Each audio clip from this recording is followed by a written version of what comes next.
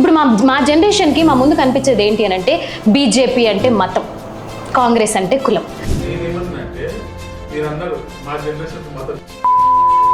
విజయ్ గారు, కిషన్ రెడ్డి గారు వీళ్ళందరూ ఉన్నారు కదా, వాళ్ళందరిలో ఎవరు సీఎం క్యాండిడేట్, సీఎం అవుతే బాగుంటుంది? జగన్ గారి పొలిటికల్ జర్నీ చూస్తే వివాదాలు, గొడవలు, సూసైడల్ కేసులు, పోలీసుల చుట్టూ తిరగడము లేదా కోర్టుల చుట్టూ తిరగడము ఇవే కనిపిస్తున్నాయి. అది మిమ్మల్ని ఫాలో అయ్యే వాళ్ళకి అది మీరు ఒక మాస్ హీరోగా కనిపిస్తున్నారు. ఇప్పుడు నేను ఉంటా, మీరు కాల్ చేయండి, మల్కాజ్గిరిలోని ఏ ఓటర్కైనా కాల్ చేయండి, నేను ఓపెన్ ఛాలెంజ్ ఆన్ కెమెరా చెప్తున్నా. ర్యాండమ్గా మీరు మల్కాయర్లో ఉన్నటువంటి మల్కాయర్ ఓటర్, ప్రాపర్ మల్కాయర్ కాల్ చేసి అడగండి. జరుగుతుంది. ప్రధాని పక్కన ఒక సెంట్రల్ మినిస్టర్ కూర్చొని ఉన్నారు. పోలీస్ వారి నుంచి విన్న మాట ఏంటి అని అంటే కొడుకు కనిపించడం లేదు అంటే పోలీస్ సిస్టమ్ అంత లోగా ఉందండి ప్రస్తుతం? పోలీసు వాళ్ళని అడగాలి. మీ అభిప్రాయం ఏంటి? అంత లోగా? నాకేం అభిప్రాయం లేదు, పోలీసు వాళ్ళ అభిప్రాయం నేను ఎట్లా చెప్తా? ఇప్పుడు ప్రతి ఇష్యూ గురించి మీరు ఏదో ఒక విధంగా ఆ మోర్చా అని ఈ మోర్చా అని చెప్పి ముందుకు వస్తూ ఉంటారు. ఇదే సంఘటన తీసుకుందాం. వెస్ట్ బెంగాల్లో ఒక రేప్ కేసు జరిగితే వాళ్ళ మద్దరికి ఒక ఎమ్మెల్యే టికెట్ ఇచ్చి ఒక పెద్ద స్టేజ్ పెట్టి ఇది చేశారు. మరి అదే నరేంద్ర మోదీ గారు మొన్న సభ జరిగినప్పుడు బండి సంజయ్ గారిని పక్కనే కూర్చోబెట్టుకొని చిరునవ్వులు చిందించారు కదా. వెస్ట్ బెంగాల్లో జరిగినటువంటి దేనికి తెలంగాణలో ఉన్నటువంటి పోక్సో కేసుకి అంటే దీన్ని మీరు రిలేట్ చేస్తున్నారంటే అది మీరు చేసే రిలేషన్ అంటే కోరిలేట్ చేస్తున్నారు కదా, ఈ కోరిలేషన్ అనేది కరెక్టా కాదా అనేది మీరే ఆలోచించుకోవాలి. యావరేజ్ లో పర్ డే తీసుకుంటే 3000+ రేప్ జరుగుతున్నాయండి. మరి వాళ్ళందరి తల్లులకి బీజేపీ ఎందుకు టికెట్ ఇవ్వలేదు అంటే అక్కడ వెస్ట్ బెంగాల్ లో గెలవాలి కాబట్టి సింపతి క్రియేట్ చేయడానికి చేశారా? ప్రతి మర్డర్కి, ప్రతి రేప్కి, ప్రతి కిడ్నాప్కి, ప్రతి ఒక్క దానికి పాలిటిక్స్కే మీరు ముందు పెడతారు అంటే అది. ఇప్పటి వరకు శ్రవణ్ గారి విజన్ గురించి, ఆయన పడ్డ స్ట్రగుల్స్ గురించి విన్నాం, కానీ అక్కడితో ఆగలేదు.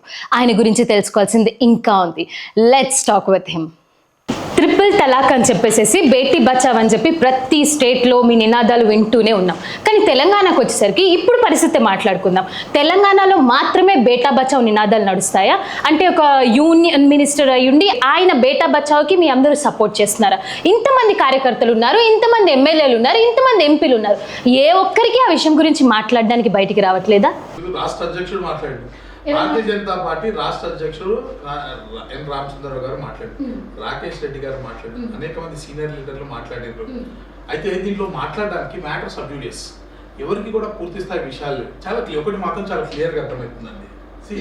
చాలా క్లియర్గా అర్థమవుతుంది. బండి సంజయ్ గారి వల్ల భారతీయ జనతా పార్టీ ముందుకు వెళ్ళింది అనేది నిజం. టీఆర్ఎస్ ప్రభుత్వం పడిపోవడానికి కూడా కారణం బండి సంజయ్ అనేది నిజం. కాబట్టి కేటీఆర్ అనేటోడు 70 కోట్ల రూపాయల ఖర్చు పెట్టి సోషల్ మీడియాలో ఇటువంటి ప్రచారం చేస్తున్నాడు, దాన్ని వాడుకుంటున్నాడు అనేది నేను చెప్పలే, సాక్షాత్ కేటీఆర్ చెల్లెలైనటువంటి కవిత గారు చెప్పారు. ఈ రాష్ట్రానికి ముఖ్యమంత్రి కాంగ్రెస్ పార్టీ ముఖ్యమంత్రి అయినటువంటి రేవంత్ రెడ్డి గారు చెప్పారు. నేను చెప్పలే, మా పార్టీ వాళ్ళు చెప్పలే. అంటే దీన్ని బట్టి క్లియర్గా అంటే చివరికి ఒక ఆడపిల్ల జీవితాన్ని రోడ్డు మీద తీసుకొచ్చావు, నీకు సిగ్గు లేదా అని ఒక ముఖ్యమంత్రి అడిగినంటే వాళ్ళు ఏ స్థాయికి దిగిపోయినా మీకు అర్థం. సరే ఒక ఇష్యూ అంటే ఒక ఇష్యూ ఉందనుకోండి, ఒక మ్యాటర్ సబ్జుడిస్ ఉందనుకోండి, తప్పు చేయలేని ఒకరు అంటారు, తప్పు చేశారని ఒకటి ఎవరు డిసైడ్ చేయాలి? మీరే డిసైడ్ చేసేస్తారా? అంటే యూట్యూబ్ ఛానల్ గానా లేకపోతే పేపర్ ఛానల్ గానా లేకపోతే ఒక పార్టీ గానా మీరే డిసైడ్ చేస్తారా తప్పు జరిగిందని? ఇక కోర్టులు ఎందుకు? మీరే శిక్షలు కూడా వేసేయండి, మీరే శిక్షలు వేస్తే అయిపోతుంది కదా. చర్చ అక్కడ కోర్టులు ఉన్నాయి, ఒక న్యాయ వ్యవస్థ ఉంది, దాన్ని అందరూ గౌరవిస్తున్నారు, దాంట్లో ఒక ప్రాసెస్ జరుగుతుంది. Let the verdict come out. వచ్చిన తర్వాత కదా మనం మాట్లాడు. నేను అడుగుతున్నా, ఇది ఒక అబ్బాయికి సంబంధించి ఒక నేత యొక్క కొడుకు సంబంధించిన విషయం. ఆయన క్లియర్గా చెప్తుంటూ నేను ఇంకొంచెం నా బిడ్డతో మాట్లాడాల్సి ఉండే అని. సరే వాట్ ఎవర్ ఇట్ ఈస్, ఆయన ఏమంటున్నారు, మేము ఫ్రెండ్లీగా మూవ్ అవుతున్నాము, మేము మూవ్ అయింది తప్ప నా తప్పు లేదని అంటున్నాను, వీళ్ళు తప్పు చేశారంటున్నారు. ఈ డిస్కషన్ నాకు అర్థం కాని విషయం ఏంటంటే అది కోర్టులు డిసైడ్ చేస్తాయి కదా, ఏ సెక్షన్లో వర్తిస్తే అది తప్పు చేసిందా లేదా అనేది కోర్టులో మ్యాటర్ సబ్జుడిస్ ఉంది కదా. మీరే డిసైడ్ చేసి మీరే శిక్షలు వేసేస్తే ఇంత వ్యవస్థ అవసరం లేదు కదా అని నేను అనేది తీసుకెళ్ళి. ఇప్పుడు ప్రతి ఇష్యూ గురించి మీరు ఏదో ఒక విధంగా ఆ మోర్చా అని ఈ మోర్చా అని చెప్పి ముందుకు వస్తూ ఉంటారు. ఇదే సంఘటన తీసుకుందాం. వెస్ట్ బెంగాల్లో ఒక రేప్ కేసు జరిగితే వాళ్ళ మద్దరికి ఒక ఎమ్మెల్యే టికెట్ ఇచ్చి ఒక పెద్ద స్టేజ్ పెట్టి ఇది చేశారు. మరి అదే నరేంద్ర మోదీ గారు మొన్న సభ జరిగినప్పుడు బండి సంజయ్ గారిని పక్కనే కూర్చోబెట్టుకొని చిరునవ్వులు చిందించారు కదా. మరి దానికి మాట్లాడినప్పుడు, దానికి సపోర్ట్ చేసినప్పుడు ఇక్కడ కూడా సపోర్టివ్గా కాదండి, మాది తప్పైంది లేదా మా తప్పవలేదని ఒక్క కార్యకర్త, ఒక్క ప్రధాని, ఎవ్వరూ మాట్లాడలేదు. పర్సన్ ఎవరు చేశారు అంటే పోలీస్ పర్సన్ చేస్తున్నారు. ఇంకో మాట మీరు మాట్లాడారు, బండి సంజయ్ గారి వల్లే టీఆర్ఎస్ పడిపోయింది అని చెప్పారు. అందుకోసమనే బండి సంజయ్ గారిని వెనకేసుకొస్తున్నారు. ఏంటంటే వెస్ట్ బెంగాల్లో జరిగినటువంటి రేప్కి తెలంగాణలో ఉన్నటువంటి పోక్సో కేసుకి అంటే దీన్ని మీరు రిలేట్ చేస్తున్నారంటే అది మీరు చేసే రిలేషన్ అంటే కోరిలేట్ చేస్తున్నారు కదా, ఈ కోరిలేషన్ అనేది కరెక్టా కాదా అనేది మీరే ఆలోచించుకోవాలి. ఒకటి ఒకవేళ వెస్ట్ బెంగాల్లో మేము టికెట్ ఇచ్చి గెలిపించినాం కదా, మీరు టికెట్ ఇవ్వండి వాళ్ళకి, గెలిపిస్తారు ప్రజలు చూస్తున్నాం. నేను సవాల్ విసురుతున్నా ఈ రోజున, మీరు అడిగిన దానికి నేను సవాల్ విసురుతున్నా. చేతులైతే ఇదే కేటీఆర్, మరి వాళ్ళకి టికెట్ ఇవ్వాలండి. టికెట్ ఇస్తే ప్రజలు గెలిపిస్తారా, ఓడగొడతారో ప్రజలు చెప్తారు. ఏం చేస్తారు ప్రజలు చూపిస్తారు. చేయండి మరి, మీరు మీకు దమ్ము లేదా, మీకు చేత కాదా? మేము చేసినాం, మీరు చేయండి, ప్రజలు నిర్ణయిస్తారు. ప్రజలు న్యాయ నిర్ణయిస్తారు కదా. Open challenge. యావరేజ్ లో పర్ డే తీసుకుంటే 3000+ రేప్ జరుగుతున్నాయండి. మరి వాళ్ళందరి తల్లులకి బీజేపీ ఎందుకు టికెట్ ఇవ్వలేదు? అంటే అక్కడ వెస్ట్ బెంగాల్ లో గెలవాలి కాబట్టి సింపతి క్రియేట్ చేయడానికి చేశారా? ఏమన్నంటే దీన్ని మనము ఎక్కడైనా రేషనలైజ్ చేసుకోవాలి. ప్రతి విషయాన్ని కలపడము, ప్రతి విషయాన్ని విడుదల చూడడం ఇలా కాదు, రేషనలైజ్ చేసుకోవాలి. ఒక క్రైమ్ జరిగింది అనుకోండి, మనకున్నటువంటి పరిజ్ఞానాన్ని ఉపయోగించి మనం ఏది నిజంగా క్రైమ్ జరిగింది, ఏది జరగలేదు, అంటే ఇక్కడ నిజంగా సఫరర్స్ ఉన్న కేసులో కోర్టులు ఉంటాయి. కానీ కోర్టులు ఇప్పుడు ఒక క్రైమ్ జరిగింది అనుకోండి, ఆ క్రైమ్ని రికార్డ్ చేసి ఇన్వెస్టిగేట్ చేసి కోర్టు ముందు పెట్టాల్సినటువంటి బాధ్యత పోలీసులది. కోర్టులు డిసైడ్ చేస్తాయి. నేను ఇందాక కూడా మీకు అదే చెప్పిన, పోలీసులు డిసైడ్ చేస్తాయి. కానీ కొన్ని సందర్భాలు ఉంటాయి, కొన్ని సందర్భాల్లో పబ్లిక్ అవేర్నెస్ అనేది చాలా హెవీగా వస్తుంది. ఎందుకంటే ఆ తీవ్రత బట్టి అది జరగడం అంటే చాలా విషయాలు ఒకటండి, కోర్టులు చెప్పే కన్నా ముందే ప్రజలకు ఒక సెన్స్ వచ్చేస్తుంది కామన్, ఇది నిజంగా తప్పు జరిగింది. ఈ రోజు మీరు ప్రజలు నేను చెప్పడం కాదు, నేనేదో ఒక లీడర్ని వెనక వేసుకుని రావాల్సినటువంటి అవసరం నాకు లేదు. మీరు ప్రజలను అడగండి, ప్రజలు ఏం ఫీల్ అవుతున్నారు అడగండి. నాకు తెలిసిన పబ్లిక్ కన్ఫ్యూజన్లో ఉన్నారు. ఓకే, పబ్లిక్ ఇది నిజంగా ఇరికిచ్చారు, ఆయనను కావాలని చేసి నేను చెప్పలేము, వాళ్ళ చెల్లి చెప్పింది, ముఖ్యమంత్రి గారు చెప్పింది, ప్రజలు కూడా భావిస్తున్నారు. సరే ఏది నిజం ఏది అన్యాయం అనేది కోర్టులు డిసైడ్ చేయడం.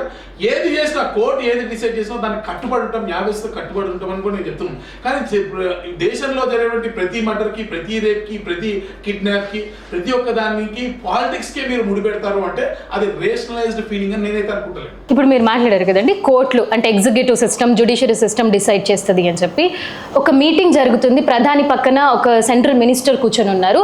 పోలీస్ వారి నుంచి విన్న మాట ఏంటి అని అంటే, కొడుకు కనిపించడం లేదు అంటే పోలీస్ సిస్టమ్ అంత లోగా ఉందండి ప్రస్తుతం? పోలీసు వాళ్ళని అడగాలి, నన్ను అడిగితే ఎట్లా? మీ అభిప్రాయం ఏంటి? అంత లోగా నాకేం అభిప్రాయం లేదు. పోలీసు వాళ్ళ అభిప్రాయం నేను ఎట్లా చెప్తా? పోలీసు వాళ్ళు చెప్పాలి. పోలీసు వాళ్ళ అభిప్రాయం కూడా నాదే చెప్పి, నా అభిప్రాయం కూడా మీరే చెప్తే ఇంకెందుకు? అంటే వాళ్ళు చెప్పినట్టు అంటే ఇప్పుడు పోలీసు వాళ్ళు బయటకు వచ్చి చెప్పేస్తారు, పొలిటికల్ ఇన్ఫ్లుయెన్స్ ఉంది కాబట్టి. పోలీసు వాళ్ళు నాకు చెప్పలే, పోలీసు వాళ్ళు నాకు తెలిసిన వాళ్ళు ఎవరికి కూడా చెప్పలే. మీకేమైనా చెవిలో చెప్పారో నాకు తెలియదు. మీ చెవిలో ఏమైనా చెప్పారంటే నాకు తెలియదు. నా చెవిలో అయితే ఏ పోలీసు అని చెప్పలే. పొలిటికల్ ఇన్ఫ్లుయెన్స్ పెట్టుకొని ఆయన తప్పేమీ చేయలేదు అని చెప్తే వాళ్ళు చెప్పింది కరెక్ట్ అని మీరు అంటున్నారు. నేను ఏమన్నా అంటే వాళ్ళు చెప్పింది తప్పు, వీళ్ళు చెప్పింది రైట్ అని నేను అంటలే. నేను ఇందాక నుంచి అది చెప్తున్నా. ఒకరు తప్పులు నిర్ణయించడానికి మీరెవరు నేనెవరు అంటున్నా. Who are we? We are part of a system. There is a system established. It will decide what it is. Law has its own course of action. అవునా, let it decide. Why are you interfering? మీరే అన్ని మాట్లాడేసి, మీరే శిక్షలు వేసేసి, మీరే తీర్పులు ఇచ్చేసి చేసేసిన తర్వాత ఇంకెందుకండి మిగతా సిస్టంలో ఎందుకు? పని చేద్దాము. ఏ కేసు దేశంలో ఏ క్రైమ్ జరిగినా మీ ముందే పెడితే అయిపోతుంది కదా. ఇప్పుడు మీ బీజేపీ సంగతే మాట్లాడుకుందామండి. దిశ కేసు నుంచి చూసుకుందాం. ప్రతి కేసులో వాళ్ళని ఏమంటారు, వాళ్ళకి శిక్ష పడేదాకా ప్రతి ఒక్క నేత వచ్చి బయట స్పీచ్లు ఇవ్వడము, ఇది అది అయిన తర్వాత సెలబ్రేట్ చేయడము, ఇదంతా మేము చూసాం. బండి సంజయ్ గారిని పక్కన పెట్టండి, అదే పొజిషన్ లో ఒక కామన్ పర్సన్, ఒక ఆటో డ్రైవర్, ఒక కూలీ అయి ఉంటే ఎంతమంది నేతలు బయటకు వచ్చి చెప్తారండి. అదే అంటున్నాం, మీరు అడిగే దాంట్లోనే మీ క్వశ్చన్ తప్పు అంటున్నా. అందుకే అంటున్నా, మీ యూట్యూబ్ ఛానల్స్ లో కొంతమంది సెక్షన్ ఆఫ్ మీడియా బురదేయడమే మారింది తప్ప కరెక్ట్ చెప్తలేదు. నేనేమన్నా ఒక దిశ కేసు మీరు మాట్లాడారు, ఎంత పాశవికంగా జరిగినట్టు ఓపెన్ కెమెరాస్ కానీ జరిగినటువంటి ఎఫెక్టెడ్ పర్సన్ ఎవరైతే ఉన్నారో ఆవిడ పరిస్థితి కానివ్వండి, ఆ జరిగిన ఇన్సిడెంట్ కానీ చాలా ఓపెన్ కెమెరాస్లో ఉన్నాయి. ఓకే, దాని సీరియస్నెస్, దాని ట్రాక్షన్ వేరు, ఆ పరిస్థితి వేరు. ప్రజల కళ్ళల్లోంచి నీళ్ళు వచ్చేటువంటి సందర్భం అది, దాని ప్రజల అటెన్షన్ గెయిన్ చేసుకునే సందర్భం. ఇక్కడ చాలా క్లియర్గా ఒక సందర్భం, ఇక్కడ అటువంటి వీడియోస్ లేవండి. ఇక్కడ వాళ్ళిద్దరు చాలా ఫ్రెండ్లీస్గా కలిసి వాళ్ళ ఇంట్లోనే కలిపి గోరు ముద్దలు పెడుతున్న పరిస్థితి, ఇద్దరు కలిసి ఫోటోలు దిగుతున్న పరిస్థితి, ఇద్దరు వైన్ బాటిల్ పట్టుకున్న పరిస్థితి, వీడియోలు అన్నీ క్లియర్గా ఉన్నాయి. ఒకవేళ మీరు చెప్పినట్టే ఇదే సిచ్యువేషన్లో అటువంటి వీడియోస్ ఉంటే పబ్లిక్ అట్లా రియాక్ట్ అయ్యేవాళ్ళు. కానీ ఆ పరిస్థితి లేదు కాబట్టి పబ్లిక్ ఈ తప్పని నమ్మతలేదు, ఇది రైట్ అని నమ్మతలేదు. కాబట్టి మీరు రెండుటిని కలిపి చూడడం అనేది చాలా తప్పు అంటున్నా నేను. 100% రాంగ్. ఒక పర్సన్ చెప్పిన దానికంటే మీకు ఒక వీడియో ఉంటే ఓకే, అంటే ఒక ఆ పర్సన్ ఫీల్ అయ్యి నాకు కాదండి, ఒక అమ్మాయి స్ట్రగుల్ అయ్యి నేనేమంటున్నా, నాకు కాదు, మీరే చెప్పండి. నువ్వు పలానా ఆయన వచ్చి ఒక వర్డ్ చెప్పాడు, మీ గురించి తిట్టాడు అనుకోండి, మీరు పలానా మీరు అసలు మంచోళ్ళే కాదు చెడ్డోళ్ళు, మీరు కరప్టెడ్ ఫెలో అన్నారు అనుకోండి, ఓకే ఓకే, ఆయన నేను వచ్చి చెప్పా ఆయన మిమ్మల్ని తిడుతున్నాడు అన్న, ఓకే, ఇంకో ఆయన ఏం చేశాడు, డైరెక్ట్ మిమ్మల్ని తిట్టిన వీడియో తీసుకొచ్చి పెట్టాడు, కాదు మంచోడు, మీరు కరెక్ట్ అని లేదు, మీరు మంచోళ్ళు అని చెప్పారు, మీరు ఏది నమ్ముతారు? సిచ్యువేషన్ సిచ్యువేషన్ ఇప్పుడు for example you're not fair, you're not fair, you're not fair. ఈ మధ్య మీరు వీడియో చూస్తున్న ప్రతి ఒక్కరు మీరు వాళ్ళు తెలుసు, వాళ్ళు చెప్తారు, ఎవరైనా సరే first video natural human psychology వీడియోని చూస్తారు. మీరు ఇక్కడ ఏదో నన్నేదో ఇరికించాలని మీరు రాంగ్ ఆన్సర్ చాయిస్ చెప్తే నేను చెప్పలేను, కానీ వీడియో చూస్తున్న ప్రతి ఒక్కరికి నేను ఇదే క్వశ్చన్ అడుగుతున్నా, వాళ్ళు మాత్రం ఫస్ట్ వీడియో చూసి వీడియోలో దాన్ని మాక్సిమం నమ్మేటువంటి ప్రయత్నం చేస్తారు, అవునా కాదా? అరే ఉండొచ్చు, వీడియోలు ఉండొచ్చు, కానీ నేను ఏమంటున్నా అంటే ఫస్ట్ మైండ్ సెట్, ఫస్ట్ ఒక ఇమ్మీడియట్ అంటే మనిషి యొక్క బుర్రకి ఉన్నటువంటి సామర్థ్యాన్ని బట్టి మనిషి ఆలోచన ఏ విధంగా ఉంటుందని చెప్తున్నా అంతే. నేను ఇది రైట్, ఇది నేను మళ్ళీ చెప్తున్నా వినండి, ఇది రైట్ ఇది రాంగ్ అని డిసైడ్ చేయడానికి ఐఎమ్ నో బడీ, ఓకే. నేను ఈయన మంచోడు అంటలే, నా చెడ్డోడు అంటలే, ఓకే. నేను ఇప్పుడున్నటువంటి పరిస్థితుల్లో చాలా క్లియర్గా నాకు అర్థమవుతుంది ఏంటంటే, చాలా క్లియర్గా నేను అర్థం కాదు, తెలంగాణ సమాజం మొత్తం భావిస్తుంది, మీరు నమ్మినా మీరు నమ్మకపోయినా, మీ ఛానల్ నమ్మినా మీ ఛానల్ నమ్మకపోయినా, తెలంగాణ సమాజము చాలా క్లియర్గా బండి సంజయ్ గారిని ఇరికిచ్చేటువంటి ప్రయత్నం చేస్తురని వాళ్ళ సాక్షాత్ కేటీఆర్ ఇరికిచ్చేటువంటి ప్రయత్నం చేస్తున్నారని వాళ్ళ చెల్లె చెప్పింది, ముఖ్యమంత్రి గారు చెప్పారు, సభ్య సమాజం మొత్తం కూడా నమ్ముతోంది. ఒకవేళ లెట్ డ్యూ ఇన్వెస్టిగేషన్ హ్యాపెన్, తప్పైందనుకోండి తప్పనే చెప్తాం అప్పుడు కూడా, అంతేగాని ముందే మీరు మనం ఎందుకు నిర్ణయిద్దామంటున్నాను అంతే. అదే డిస్కషన్ మనకి ఇక తెల్లారులేస్తే వేరే సమస్య లేనట్టు, దేశంలో ఇదే ప్రధానమైన సమస్య అన్నట్టు. ఇప్పుడు మీరు అన్నట్టు కేటీఆర్ గారు చెప్పినట్టు, వాళ్ళ చెల్లి గారు చెప్పినట్టు, కవిత గారు చెప్పినట్టు, సీఎం రేవంత్ రెడ్డి గారు చెప్పినట్టు అవే కరెక్ట్ అయితే, వాళ్ళ ముగ్గురు నోట్లో నుంచి మేము చాలా విన్నాం బీజేపీ గురించి, మరి అవన్నీ కరెక్ట్? మీరు అడిగే దాంట్లో క్వశ్చన్ రాంగ్ ఉంది. ఎందుకంటున్నా అంటే ఇప్పుడు పొలిటికల్గా ఇచ్చేటువంటి స్టేట్మెంట్స్ నేషనల్గా ఆపోజిట్ పార్టీస్ ఉన్నప్పుడు ఒక రకంగా ఉంటాయి.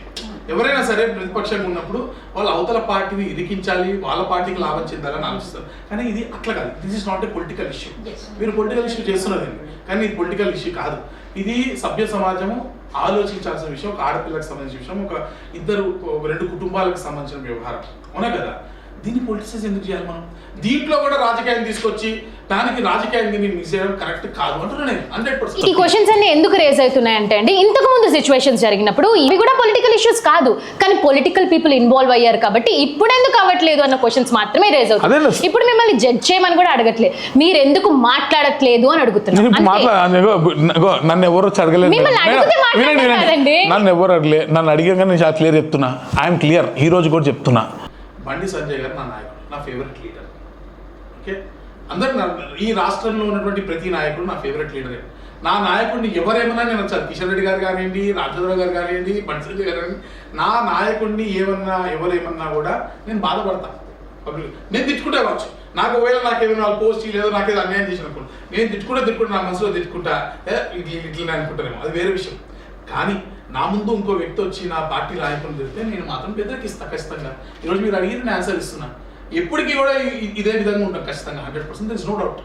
ఇప్పుడు మీరు మీ మాటల్లోనే మేము విన్నాం, మనసులో తిట్టుకొని ఉండొచ్చు పోస్టులు ఇవ్వకపోతే, ఎప్పుడైనా మీ నేతలు ఎప్పుడైనా తిట్టుకొని ఉన్నారా అండి? తిట్టుకుంటాం, ఎందుకు తిట్టుకోమని ఖచ్చితంగా చాలాసార్లు నాకు ఎలిజిబుల్ అనిపిస్తుంది. ఇప్పుడు మనం మనుషులం, నేనేమనుకుంటాను, నేను ఎలిజిబుల్ అనుకుంటా, అవతల వాళ్ళకే ఎలిజిబుల్ అనిపించకపోవచ్చు, లేదా వాళ్ళకి వేరే పరిస్థితులు ఉండొచ్చు. ఆ సందర్భాల్లో ఖచ్చితంగా నాకు బాధపడినప్పుడు ఇంతరు మారదు అనుకుంటాము, కానీ అది షార్ట్ టర్మ్ మూమెంట్. కానీ వి ఆల్ డ్యూలీ రెస్పెక్ట్, ఎందుకంటే వాళ్ళు చాలా గొప్ప నాయకులు, చాలా ఎక్స్పీరియన్స్ వచ్చిన వాళ్ళ ముందు ఐఎమ్ నోబడీ, చాలా చిన్న వ్యక్తిని. ఇప్పుడు మీ మాటల్లో ఇందాక మాట్లాడుతున్నప్పుడు మీరు ఒకటి అన్నారు, భారత్ మాతకి జై అనాలి, అదెందుకు ప్రొటెస్ట్ చేస్తున్నారు, అదెందుకు అట్లా అనకుండా ఉంటున్నారు ఎంఐఎం పార్టీలో. ఇప్పుడు మా జనరేషన్కి మా ముందు కనిపించేది ఏంటి అని అంటే, బీజేపీ అంటే మతం, కాంగ్రెస్ అంటే కులం, అంటే పాలిటిక్స్ అంటే మతాలు కులాల మీద నడవాలా. మీ మాటలలో నుంచి నేను ఫస్ట్ నుంచి వినేది ఏంటంటే డెవలప్మెంట్. ఆ డెవలప్మెంట్ అన్న పదాన్ని పక్కన పెట్టి మతం కులం అన్న పదాన్ని ఎందుకు ముందుకు తీసుకొస్తారు? నేనేమన్నా అంటే, మీరు అన్నారు మా జనరేషన్ మతం, మీరు మతం పరంగా ఆలోచిస్తున్నారు, నేను ఆలోచిస్తలే. మీరే అన్నారు నేను డెవలప్మెంట్ అన్నా. Yes we are development oriented. ఎక్కడ అమ్మా నినాదం కూడా అదే, సబ్కా సాత్ సబ్కా వికాస్ సబ్కా విశ్వాస్. నినాదాలు ఏంటంటే చెప్తూ క్లియర్ ఎగ్జాంపుల్ చెప్తున్నా మీకు, చాలా క్లియర్ ఎగ్జాంపుల్ చెప్తున్నా. త్రిపుల్ తలాక్ చట్టం కాదు, ఇంకోటి చెప్తా, వర్క్ బోర్డ్ చట్టం. ఈ దేశంలో థర్డ్ లార్జెస్ట్ ల్యాండ్ బ్యాంక్ ఉన్నటువంటి వర్క్ బోర్డ్ చట్టంలో ఏ ముస్లిం మైనారిటీకి న్యాయం జరిగింది? పెద్ద పెద్ద హోటల్స్, 5 స్టార్ వ్యాపారాలు కోట్లాది రూపాయల టర్నోవర్ జరుగుతున్నా దాంట్లో వచ్చేటువంటి ఏ ఒక్క రూపాయి కూడా ఏ పేద ముస్లిం యొక్క చదువుకు కానివ్వండి, వైద్యానికి కానివ్వండి, విద్యకు కానివ్వండి, వైద్యానికి కానివ్వండి, విదేశీ విద్యకు కానివ్వండి, వారి కుటుంబాన్ని ఆడుకోవడం కానీ ఏ పేద ముస్లింకి ఈ వర్క్ బోర్డ్ నుంచి రూపాయలు రాలేదు. అటువంటి వర్క్ బోర్డ్ ఈ మన భారతదేశంలో ఉన్నటువంటి ముస్లింలకు అవసరమా అని మేము ప్రశ్నిస్తున్నాం. అందుకే దాన్ని కట్టడి చేసేటువంటి ప్రయత్నం చేస్తున్నాం. అంతా కూడా దేశం యొక్క పరిధిలో ఉండాలి అన్నదే మా ఆలోచన. ప్రతి ముస్లింకి న్యాయం చేయాలి. అందుకే భారతీయ జనతా పార్టీలో మైనారిటీ మోర్చా ఉంది. అందుకే మా దగ్గర కూడా ముస్లిమ్స్ ఉన్నారు కదా. మేము అందరినీ మీకు విషయం తెలుసా, బెంగాల్లో ఎంత శాతం ముస్లిమ్స్ చెప్పండి? 34% ముస్లిమ్స్ ఉన్నది బెంగాల్లో మేము గెలిచినాం. నార్త్ ఈస్టర్న్ స్టేట్లో క్రిస్టియన్స్, హిందువులు ఎంతమంది చాలా తక్కువ. అక్కడ మేము ప్రభుత్వాలు ఏర్పాటు చేస్తున్నాం. అందుకే క్రిస్టియన్సా ముస్లిమ్సా అన్నటువంటి భేదం లేకుండా, రేపు సిక్కులన్న భేదం లేకుండా పంజాబ్లో కూడా గెలుస్తాం. కాబట్టి ఈ దేశంలో ఏ కులమైనా ఏ మతమైనా భారతీయ జనతా పార్టీని ఆదరించడానికి కారణం మేమందరి సమదృష్టిలో చూస్తున్నాం. ఇందాక కూడా చెప్పండి క్లియర్గా, మా పాలసీ నేషన్ ఫస్ట్, మీ పాలసీ నేషన్ ఫస్ట్ అన్న ప్రతి ఒక్కరు మా కుటుంబ సభ్యులే. ఇంతే మా ఈ మధ్య బాగా వింటున్న నినాదం ఏంటంటే, ఇప్పుడు మీరు వెస్ట్ బెంగాల్ గురించి మాట్లాడారు. అక్కడ ఏదో జై శ్రీరామ్ ఎట్లా వస్తుందని ప్రతి నేత దగ్గర నుంచి. శ్రీరామ్ అక్కడ రావడం ఏంటంటే, గుండెల్లో ఈ దేశంలో పుట్టినటువంటి ప్రతి బిడ్డ నోటిలోంచి, ఇది హైందవ దేశం. హైందవ దేశం అంటే ఏంటో సార్, మీరు భారతమాత ఫోటో చూసారు ఎప్పుడైనా? దాని కింద 2 లైన్ రాసి ఉంటుంది, చెప్పగలుగుతారా? ఉత్తరస్య హిమాలయస్య చూసారు ఎప్పుడైనా? అంటే ఉత్తరాన హిమాలయానికి ఇవతల ఉన్నది, ఓకేనా? అంటే భారతదేశం అంటే ఇక్కడ సీ కన్నా ఇవతల ఉన్నది. బేసికలీ బోర్డర్స్ని వర్ణిస్తూ, భారతదేశం యొక్క బోర్డర్స్ని వర్ణిస్తూ ఈ మధ్యలో ఉన్నటువంటి ప్రాంతాన్ని భారతదేశం అంటారని చెప్పి అక్కడ చెప్పబడుతుంది. బేసికలీ భారతదేశంలో పుట్టినటువంటి ప్రతి బిడ్డ జై శ్రీరామ్ అంటారండి. ఆయన నా పూర్వీకుడు, నా పూర్వీకుడు అయినటువంటి నా రాముడి గురించి చెప్పుకోవడానికి ఈ దేశంలో పుట్టినటువంటి ఎవరికి అభ్యంతరం ఉంటుంది? ఈ దేశంలో కానూనికి అభ్యంతరం ఉంటుంది, అంతే. మల్కాజ్గిరి అంటే మినీ ఇండియా అంటారు. అక్కడ చదువుకున్న వాళ్ళు, ఐటీ ఎంప్లాయీస్, మొత్తం అంతా మాక్సిమం టు మాక్సిమం ఎడ్యుకేటెడ్ పీపులే ఉన్నారు. అక్కడ ఎందుకు మతము కులము అన్న పదాలు తీసుకొచ్చి వాళ్ళని ఇది చేయడము? వాళ్ళకి కావాల్సింది ఏంటి? రోడ్లు, డ్రైనేజ్ సిస్టమ్ ప్రాపర్గా ఉందా, మాకేదైనా డెవలప్మెంట్ వస్తుందా, మాకేదైనా ఎంప్లాయ్మెంట్ క్రియేట్ అవుతుందా అని చెప్పి వాళ్ళు చూస్తున్నారు.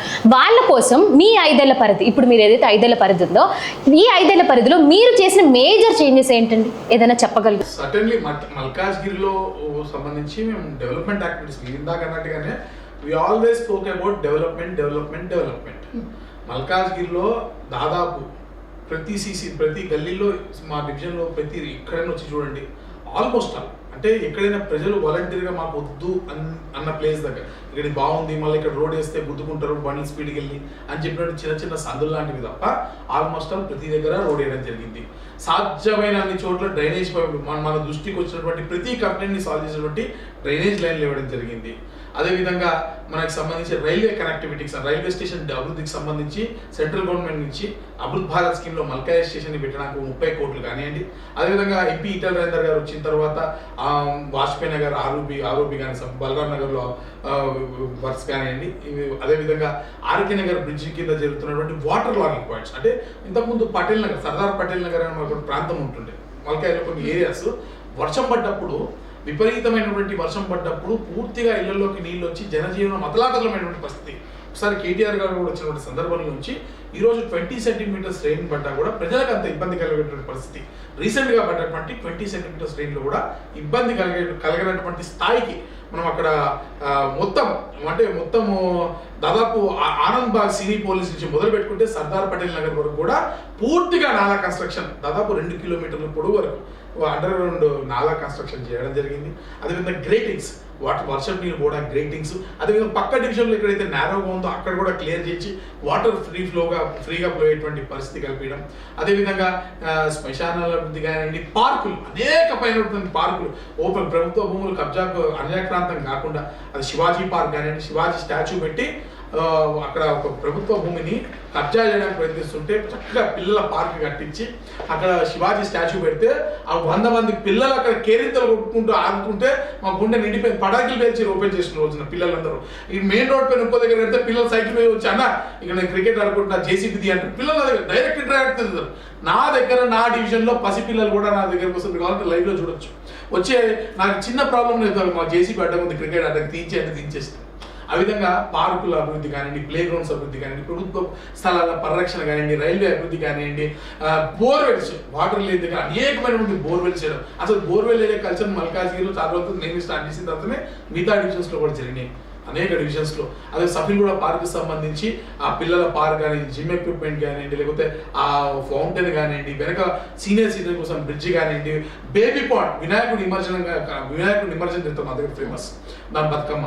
అక్కడ మంచి అద్భుతమైనటువంటి ఒక పుష్కరాలు చేసే విధంగా చక్కగా మెట్లతోటి బ్యూటిఫుల్గా చేసాం. అక్కడ రిటర్నింగ్ వాల్ కట్టించడం, గుర్రం కట్టడం కానీ, ఎస్టీపీ సీవరేజ్ ట్రీట్మెంట్ ప్లాంట్ కట్టడం కానీ, గుల్స్ కట్టించరు కదా అద్దీయంలో కానివ్వండి, లేకపోతే బస్తీ దవాఖానాలు పెట్టించడం కానివ్వండి, లేకపోతే వాటర్ రిలేటెడ్ సమస్య వాల్స్ పెట్టడం కానీ, కరెంట్ రిలేటెడ్ ట్రాన్స్ఫార్మర్స్ పెట్టడం కానీ, హెచ్ఎండిఏ తోటి ఫుట్పాత్స్ అంటే నడవడానికి కోసం ఒక పాత్ వేస్తారు కదా అవన్నీ క్లీన్ చేయించడం కానివ్వండి, రోడ్ ఎక్స్టెన్షన్ ఆ చివరిస్తాలో ఉన్నటువంటి రోడ్ ఎక్స్టెన్షన్ చేయించి ఆ టవర్ దించేసి అండర్ గ్రౌండ్ కేబుల్ కరెంట్ వాళ్ళతోటి అండర్ గ్రౌండ్ కేబుల్ చేయించడం కానివ్వండి, లేకపోతే గాంధీ పార్క్లో మల్కాజ్ చివరిస్తాలో ఉన్న గాంధీ పార్క్లో వాలీబాల్ నెట్ కట్టడం కానివ్వండి, సర్దార్ పటేల్ స్టాచ్యూ కట్టడం కానివ్వండి, పెట్టడం కానివ్వండి, మన శివాజీ స్టాచ్యూ కానివ్వండి. ఈ విధంగా చూసుకుంటే అనేక రకాలైనటువంటి యాక్టివిటీస్ చేయడం జరిగింది. కోట్లాది రూపాయలతో అభివృద్ధి జరగడం జరిగింది, కనెక్టివిటీ పెంచడం జరిగింది.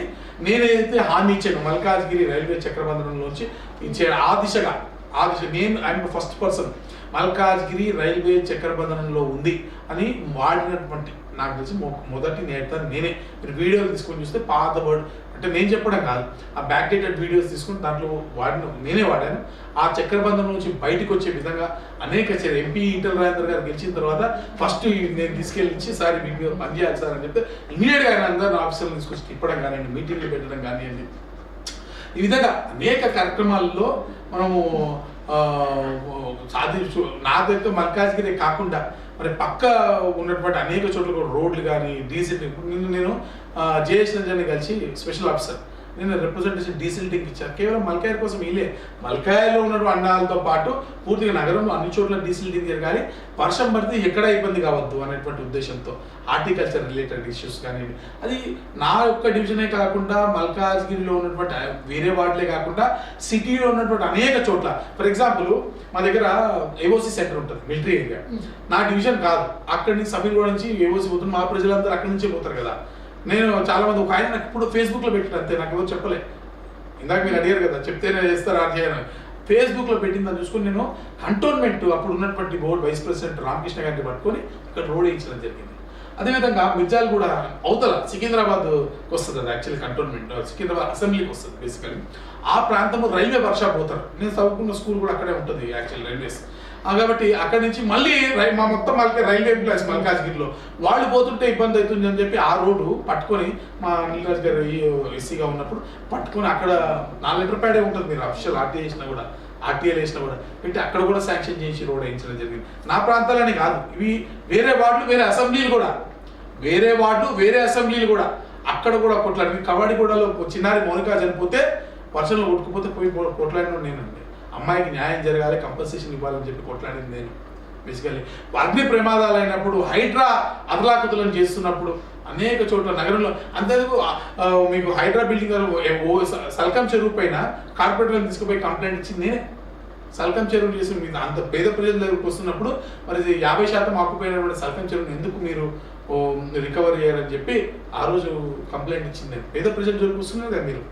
ఇలా విధంగా చూసుకుంటే నగరానికి సంబంధించినటువంటి అనేక అంశాలు దోమలు కానివ్వండి, లేకపోతే ఫండ్స్ విషయంలో కానివ్వండి, నగర అభివృద్ధికి సంబంధించి బేసికల్లీ టౌన్ ప్లానింగ్ మన రెవెన్యూ మన దగ్గర ఉండాలి, మన ప్రజలకే ఖర్చు పెట్టాలన్న ఉద్దేశంతో మన అంటే హై రైజ్ బిల్డింగ్స్కి తీసుకెళ్ళి సెక్రటేరియట్లో వాళ్ళకి హెచ్ఎండి రాష్ట్ర ప్రభుత్వం తీసేసుకుంటే జిహెచ్ఎంసీ కుదేలవుతుంది, ఆ డబ్బులు మన దగ్గర ఖర్చు పెట్టాలని చెప్పి కొట్లాడి మరి వాయిస్ రేజ్ చేసినటువంటి వ్యక్తి నేనే. కాబట్టి ఈ విధంగా చూసుకుని అనేక ఒకటి కాదు, హాస్పిటల్స్ నుంచి మొదలు పెట్టుకుంటే, బోర్ల నుంచి మొదలు పెట్టుకుంటే, పార్కులు, ప్రభుత్వ భూముల పరిరక్షణ, సీసీ రోడ్లు, అండర్ గ్రౌండ్ డ్రైనేజ్లు, సిల్ట్, అనేక ఇష్యూస్ పైన నేను ఏదో డబ్బా కొట్టుకోవాల్సిన అవసరం లేదండి. ఈరోజు సోషల్ మీడియా ఉంది, డైరెక్ట్గా వీడియోలు ఉన్నాయి. మీరు అంతకుముందు ఎవరు ఏం చేశారో ఆ వీడియోలు మీరు వెతకండి. నేను వచ్చిన తర్వాత నేను చేసిన ట్రెండ్ చూడండి. నేను ఒకప్పుడు కార్పొరేటర్ రంగానే కళ్ళద్దాలు పెట్టుకొని ఏసీ కార్లో కూర్చొని ఒంటి నిండా గొలుసులు చేసేసుకొని ప్రజల్ని వాళ్ళ దగ్గర పిలిపించుకునేటువంటి పరిస్థితి సిటీలు ఉండే. కానీ ఈరోజు మేము ఒక మార్పు తెచ్చాం. నేను నా సహచరులు శ్రీవాణి కానీ, మహేందర్ కానీ అందరం కలిసి మేము ఏం చేసాం, ఒక ట్రెండ్నే మార్చేస్తున్నాం. రోడ్డు మీదకి వచ్చి కార్పొరేటర్లు రోడ్డు మీదకి రావాలనే ట్రెండ్ తర్వాత ప్రతి కార్పొరేటర్ కూడా రోడ్డు మీదకి వచ్చి ప్రజల్లో మమేకమైన సందర్భాలు నేను చెప్పడం కాదు, మీరు సోషల్ మీడియాలో మీ అంతా మీరు ఆడిట్ చేసి వెరిఫై చేసుకోవచ్చు.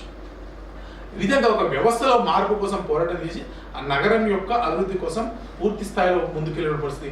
అందులో సెల్ఫ్ అసెస్మెంట్ ఇందాక చెప్పాను మీకు. నోటరీ భూమి ఉంది, ఈ ప్లేస్ నోటరీది అనుకోండి. ఈ నోటరీ భూమికి ఎవరైనా నోటరీ చేసుకోవచ్చు, మీరు చేసుకోవచ్చు, ఆయన చేసుకోవచ్చు, ఓనర్ కూడా తెలియదు. ఎవరైనా నోటరీ చేసుకుని దాని మీద ఆన్లైన్లో ట్యాక్స్ పేపర్ జనరేట్ చేసుకుంటే చాలు. ఆన్లైన్లో సెల్ఫ్ అసెస్మెంట్ చేసుకుంటే మీ నోటరీ మీకు ఒక ట్యాక్స్ పేపర్ వచ్చేస్తుంది, మీకు పీటీఎన్ నెంబర్ వస్తుంది. మీరు జనరేట్ చేసుకుని ఆయన జనరేట్ చేసుకోరు, ముగ్గురు కలిసి కోర్టుకు పోతారు. దీన్ని లిటిగేషన్లో పడిస్తారు. పేదోడు ఏమవుతాడు, అన్యాయం అయిపోతాడు. దీనికి వ్యతిరేకంగా డెకోడ్ ఆపరేషన్ చేసి దాన్ని బయటపెట్టిన ట్రేడ్ లైసెన్స్లకు సంబంధించి ట్రేడ్ లైసెన్స్లు కూడా ఇదే విధంగా అన్యాయం జరుగుతుంది. ఫుడ్ అల్టరేషన్, నగరంలో ఫుడ్ కల్తీ జరుగుతుందని చెప్పి మొత్తం ఫుడ్ ఆఫీసర్లు నిలబెట్టిన పరిస్థితి. శానిటేషన్ మీద మెకానికల్ శానిటేషన్ జరగాలని చెప్పి కొట్లాడి డాగ్స్ కమిటీ మెంబర్గా ఉండే నేను జేహెచ్ఎంసీలో mayor Gadwal, thanks to Gadwal Vijayalakshmi garu, మేము ప్రతిపక్షంలో ఉన్నా కూడా వారు గుర్తించి శానిటేషన్లో డాగ్ కమిటీలో మనకు బాధ్యతలు ఇచ్చి పూర్తిగా మొత్తం కుక్కల ఆపరేషన్ జరిగేటువంటి సిటీలో అన్ని సెంటర్ని చాలా స్మెల్ కూడా మీరు పోలేరు. నేను వ్యక్తిగతంగా తిరిగి ఆఫీసర్లను తీసుకొని వెళ్ళి అక్కడ 26 పాయింట్లతో ఇవి చేస్తే కుక్కలు పెడితే తగ్గుతుంది అని చెప్పి ఇచ్చా. దాంట్లో చాలా ఇంప్లిమెంట్ అయ్యాయి. ఫర్ ఎగ్జాంపుల్ నైట్ టైం కూడా డాగ్ క్యాచింగ్ పెట్టడం కానివ్వండి, స్టెరిలైజేషన్ చేయడం కానివ్వండి, సెంటర్స్ పెంచడం, పతుల్లో కూడా లాంటి సెంటర్స్ పెంచడం కానివ్వండి, ఇవన్నీ కొన్ని ఇంప్లిమెంట్ అయినాయి. కొన్ని కాలేదు. ఎటువంటి అంటే నేను పూర్తిగా కంట్రోల్ రావాలంటే డివిజన్ వైజ్ వార్డ్ లెవెల్లో వెటర్నరీ ఆఫీసర్స్ని పెట్టి ఈరోజు కుక్కల ప్రాబ్లం ఉంది, రేపు మంకీస్ వస్తుంది, వేరే క్యాటిల్ వస్తాయి. సో వెటర్నరీ యానిమల్స్కి సంబంధించి ఒక veterinary officer ward level supervisor officer అక్కర్లేదు, దానికి ఒక సూపర్వైజర్ ఏ విధంగా ఎస్ఎఫ్ఏ ఉంటాడో శానిటేషన్లో ఆ విధంగా ఒక సూపర్వైజర్ని పెట్టి వాళ్ళ ద్వారా ఈ యొక్క కంట్రోల్ చేస్తే పూర్తి స్థాయిలో కంట్రోల్లోకి వస్తుంది పరిస్థితి అని నేను చెప్పాను. కానీ ఏంటంటే వాళ్ళకు ఉన్నటువంటి బడ్జెట్ కన్స్టెంట్స్ వల్ల గత టీఆర్ఎస్ ప్రభుత్వం కానీ ఇప్పుడు ఉన్నటువంటి కాంగ్రెస్ ప్రభుత్వం కానీ అది పూర్తి స్థాయిలో ఇంప్లిమెంట్ చేయలేదు. కాబట్టి ఈ రోజు కూడా మళ్ళీ మనం కుక్క కాట్లు చూస్తున్నాం. నేను చెప్పినటువంటి ఏదైతే పాయింట్ నెంబర్ 1 నేను రాశాను ఆ రిపోర్ట్లో, ఏదైతే నివేదిక ఇచ్చాను ఏబీసీ ఆపరేషన్స్ గురించి కానీ ఈ కమిటీస్ గురించి కానీ అది పూర్తి స్థాయిలో ఇంప్లిమెంట్ చేస్తే మీరు కుక్కల యొక్క కార్డు సమస్యను చూడరు నగరంలో. గతంలో బీఆర్ఎస్ ఉన్నప్పుడు మీకు ఒక క్లియర్ అపోనెంట్ ఉండేవాళ్ళు. కాంగ్రెస్ ప్రభుత్వం ఏదైతే మనకి ఇప్పుడు ఉందో, ఇప్పుడు మల్కాజ్గిరిలో మీ పొలిటికల్ కెరియర్కి కాంగ్రెస్ నుంచి వీళ్ళ వల్ల నాది పోతుంది అనడానికి ఎవరైనా పర్టికులర్ ఫీల్ కాదండి. ఇప్పుడు ఎందుకంటే ఇప్పుడు అపోజిషన్ ఉండొచ్చు, బట్ ఐ రెస్పెక్ట్ అపోజిషన్. అందరూ అవతల పార్టీలో ఉన్నటువంటి ప్రతి నాయకులు కూడా నేను గౌరవిస్తా. ఎవరి పని వాళ్ళది, వాళ్ళ పని గుర్రం పని గుర్రంది, గాడిద పని గాడిద. నేను గాడిద అనుకుంటు వాళ్ళు అంటలేను, నేనే గాడిద అనుకుంటున్నాను. ఎగ్జాంపుల్కి చెప్పాను అంతే. కాబట్టి వాళ్ళని రెస్పెక్ట్ చేద్దాం. బేసికలీ నాకు ఎవరు పోటీ కాదు, నేను ఎవరికి పోటీ కాదు, అందరం కలిసి పనిచేయాలన్నది నాకు కాదు. మల్కాజ్గిరి అసెంబ్లీ సెగ్మెంట్ అనేది చాలా పెద్దది. ఇప్పుడు మీరు మాటల్లో చాలాసార్లు అన్నారు మేము వీధుల్లోకి వెళ్ళాము, ప్రాబ్లమ్స్ తెలుసుకున్నాము అంటే. శ్రవణ్ గారిని మేము వీధుల్లోకి వెళ్ళి ఒక కార్పొరేటర్గానే చూడగలుగుతాం. ముందున్న ఎలక్షన్స్లో ఏదైనా ఎమ్మెల్యే కానీ ఇంకా ఏదైనా పెద్ద పదవిలో మేము రిక్వెస్ట్ చేస్తున్నా. ఈ క్వశ్చన్ డైరెక్ట్ మీరు రామచంద్రరావు గారిని, కిషన్ రెడ్డి గారిని అడిగితే నేను కూడా వినాలని ఉంది. నాకు కూడా వాళ్ళే ఆన్సర్ ఇస్తారు, నేను కూడా వినాలని ఈగర్ గా వెయిట్ చేస్తున్నా. అంటే ఇంత ఫైట్ చేస్తున్నాను, ఇంత డెవలప్ చేస్తున్నాను, ఇంత పీపుల్ పర్సన్ గా ఉన్నారు కదా, ఇట్లాంటి వాళ్ళే కదా ఎమ్మెల్యే. అంటే ఎవరికైనా ఇప్పుడు నేను రాజకీయాలు ఎందుకు వచ్చానండి. ఇప్పుడు నేను ఒక సాఫ్ట్వేర్ ఎంప్లాయీగా ఏదో చిన్న సిఎస్ఆర్ యాక్టివిటీస్ లాంటివి చేసుకుంటూ చేసేవాడిని. చిన్న స్కాలర్షిప్స్ ఇస్తాం మా టీం అంతా కూడా, విద్యానిధి అని పెట్టుకొని. ఎవరు చెప్పాం గుర్తు అంటే మెరిట్ స్టూడెంట్స్ మాత్రమే ఇస్తుంటారు యాక్చువల్లీ. అట్లాంటివి చేసుకునే వాళ్ళం మేము. బేసికల్ ఇటువంటి అంటే కార్పొరేటర్గా ఎక్కువ సేవ చేయగలుగుతాం అనేటువంటి ఆలోచనతో ప్రజల్లోకి రావడం కలిగింది. సో న్యాచురల్గా ఏముంటుంది, ఎమ్మెల్యే అయితే ఇంకా పని చేయొచ్చు, ఇంకా ముందుకు పోతే ఇంకా సర్వీస్ చేయొచ్చు అనేటువంటి ఆలోచన అందరికీ ఉంటుంది కదా. నేను కూడా మంచిదే కదా. ఉంటుంది. అయితే పోతానా లేదా చేస్తున్నా చేయాలని నేను చేస్తాను, టైం నిర్ణయిస్తాను, భగవంతుడు నిర్ణయిస్తాడు, మా పార్టీ అధిష్టానం నిర్ణయిస్తాడు. అంటే మల్కాజ్గిరి ప్రజలకి మీరు వాళ్ళకి ఏదైనా అవుతే మా కార్పొరేటర్ ప్రాణాలు కూడా ఇస్తారు అన్న ఒక వ్యక్త, లేకపోతే ఏమైనా మా కార్పొరేటర్ వచ్చి గొడవలు చేసేస్తాడు, సీన్ క్రియేట్ చేస్తారు అన్న ఒక వ్యక్త, మీరు ఎట్లా మీరేం పోటీ? నాకు రెండో వచ్చాను ఏదైనా మనం, ఎందుకంటే నాకు తెలిసినంత వరకు అయితే ప్రతి ఒక్కరు నమ్ముతారు 100%. Shravan is a public leader, ప్రజల కోసం పోరాడే వ్యక్తి అనేది అందరూ మల్కాయర్ ప్రజలు ముక్త కంఠంతో చెప్తారు. నేను కాదు, మల్కాయర్ ప్రజలు ఏ పార్టీ లీడర్ అయినా పార్టీలతో సంబంధం లేకుండా ప్రతి ఒక్కరి మనసులో ఉంటుంది. సరే కొన్ని సందర్భాల్లో కొంతమంది చెప్పవచ్చు, చెప్పలేకపోవచ్చు, బికాస్ ఆఫ్ పొలిటికల్ కన్స్ట్రైంట్స్, కానీ ప్రతి ఒక్కరి మనస్సాక్షి వాళ్ళ గుండెల్లో తెలుసు శ్రవణ్ అనేటోడు ఒక పనిపించేవాడు, ప్రజల కోసమే పనిచేసేటువంటి వ్యక్తి అనేది వాళ్ళకి తెలుసు ఖచ్చితంగా. నేను I also want the same thing also. నాకు సాధ్యమైంది, ఇప్పుడు ఎవరి మనిషి జీవితం చాలా చిన్నది, నేనైనా కొన్ని రోజులు బతుకుతాను, 10 రోజులు బతుకుతాను. అసలు తెల్లారులేసే మనిషికి బతుకు గ్యారెంటీ లేనటువంటి పరిస్థితుల్లో ఏదో పెట్టి ఏదో చేసి చేయాలన్న ఆలోచన నాకు లేదు. నేను బతుకున్నంత వరకు సాధ్యమైనంత సేవ చేయాలి, సాధ్యమైనంత మంచి చేయాలి అన్నటువంటిదే నా ప్రిన్సిపల్స్తో నడుస్తూ మంచి చేయాలన్నదే నా ఏకైక లక్ష్యం, అంతే. ఇప్పుడు ప్రస్తుతం మన జిహెచ్ఎంసీ ఏదైతే ఉందో అదే చాలా పెద్దది, 150 వాట్స్ ఉన్నాయంటే అదే పెద్దది. దాన్ని ఇంకా కొంచెం పెద్దదిగా చేసి ఎంహెచ్ఎంసీగా కన్వర్ట్ చేస్తున్నారు.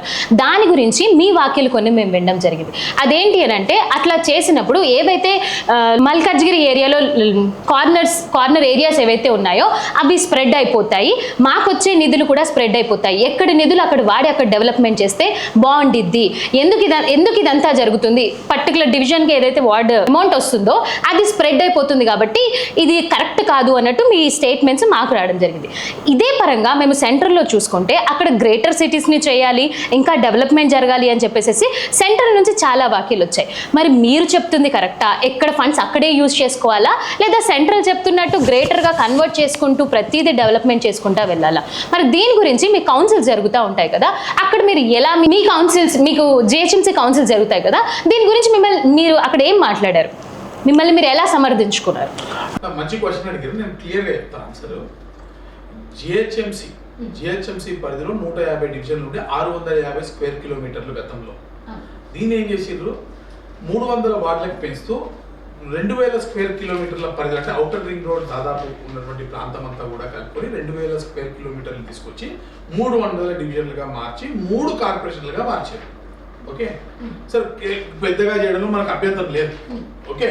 కానీ నేను ఏం అడుగుతున్నాం అంటే, నువ్వు అసలు 150 డివిజన్లలోనే నీకు ఏ పని చేయడానికి నీకు చేత కావట్లేదు. డీసిల్టింగ్ చేయలేవు, నువ్వు శానిటేషన్ చేయలేవు, శానిటేషన్ కూడా కంట్రోల్ చేయలేటువంటి పరిస్థితిలో నువ్వేం చేస్తావు? ఒకటి.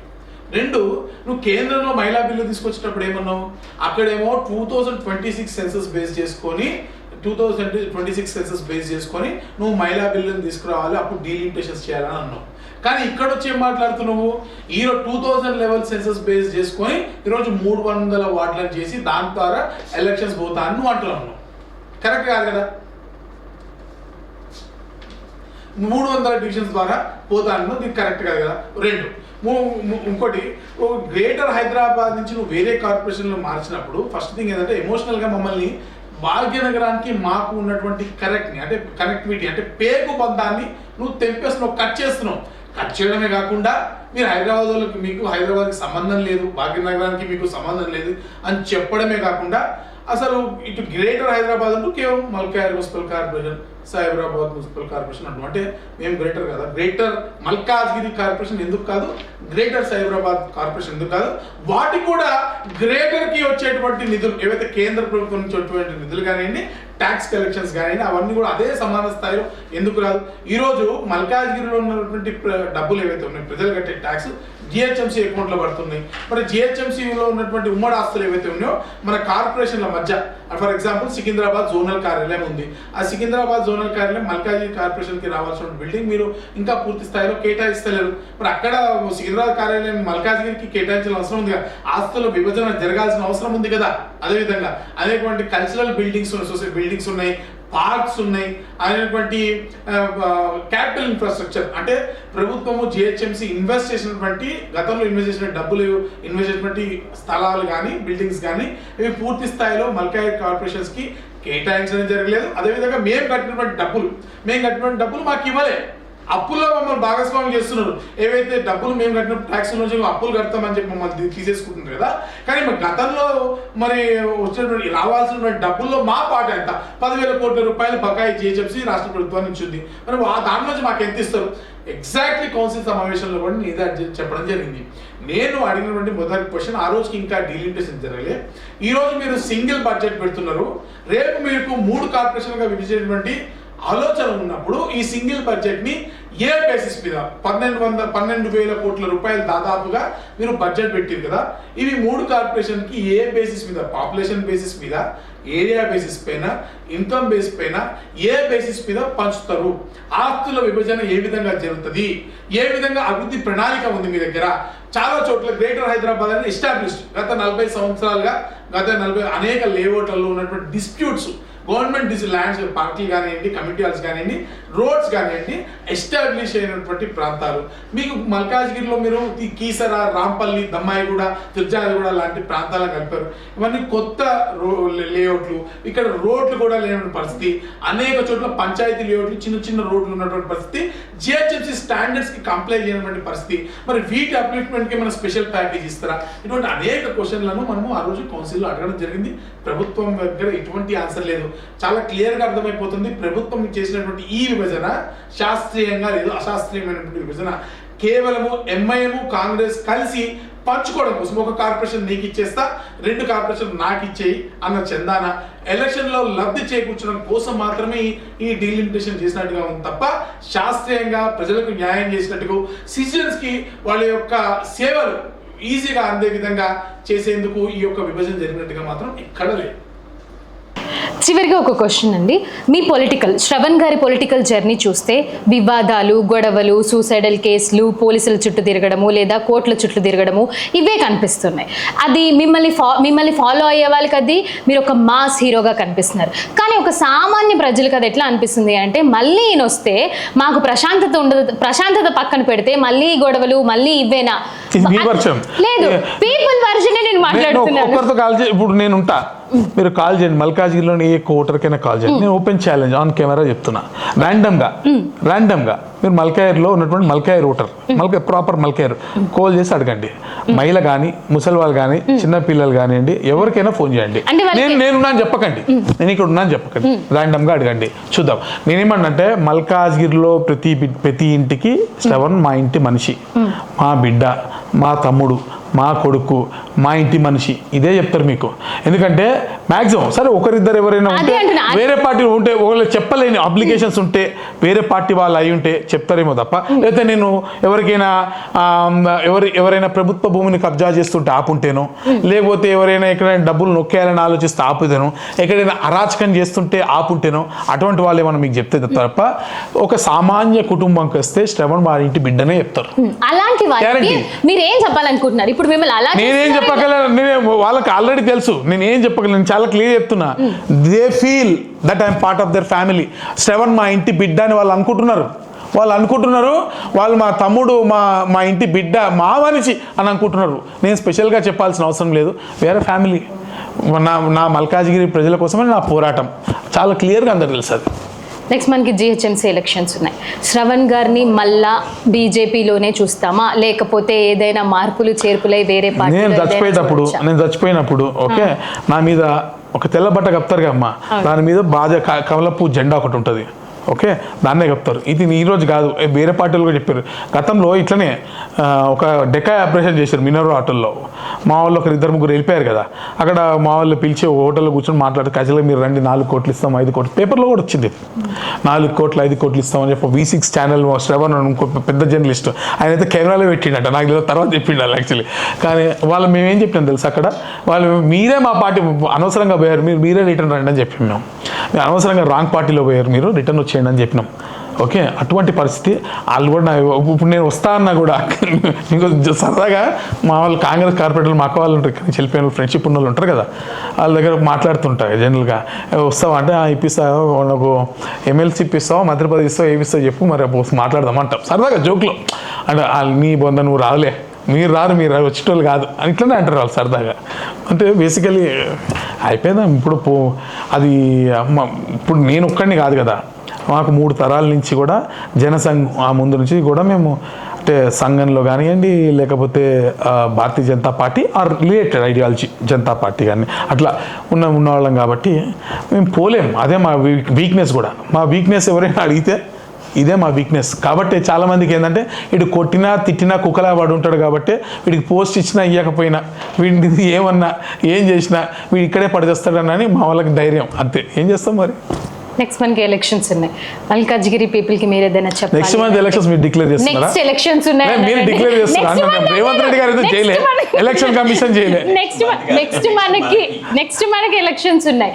మల్కాజ్గిరి డివిజన్ పీపుల్ కి మీరు ఏదైనా చెప్పాలి అని అంటే ఏమంటే ఈసారి భారతీయ జనతా పార్టీ దేశవ్యాప్తంగా తెస్తున్నటువంటి మార్పులో భాగంగా తెలంగాణ రాష్ట్రంలో కూడా భారతీయ జనతా పార్టీ యొక్క అధికారం రావాల్సిన అవసరం ఉంది. ఈ పరిణామ క్రమంలో మల్కాజ్గిరిలో కానివ్వండి, మన 3 కార్పొరేషన్స్లో కానివ్వండి, భారతీయ జనతా పార్టీని గెలిపించడము మన దేశం కోసము, మన సమాజం కోసం, మన అభివృద్ధి కోసము చాలా ముఖ్యమైనది. కాబట్టి ప్రతి ఒక్కరు కూడా మీ యొక్క అమూల్యమైన ఓటుని చాలా జాగ్రత్తగా ఆలోచించి భారతీయ జనతా పార్టీని గెలిపించడం ద్వారా మన మల్కాజ్గిరి కానివ్వండి, భాగ్యనగరం కానివ్వండి, తెలంగాణ యొక్క అభివృద్ధి ముడిపడి ఉంటుంది. ఇంకా మరింత వేగంగా మనంతా కూడా దూసుకుపోయేటువంటి అవకాశం ఉంటుంది.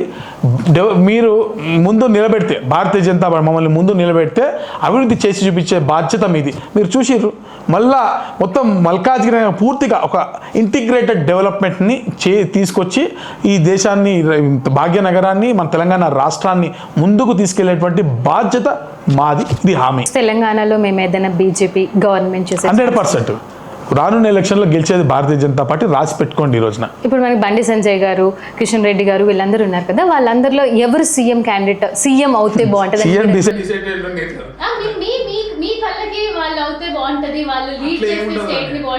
నన్ను ఏదో ఇరికించి నాకు వచ్చే టికెట్ కూడా కట్ చేసి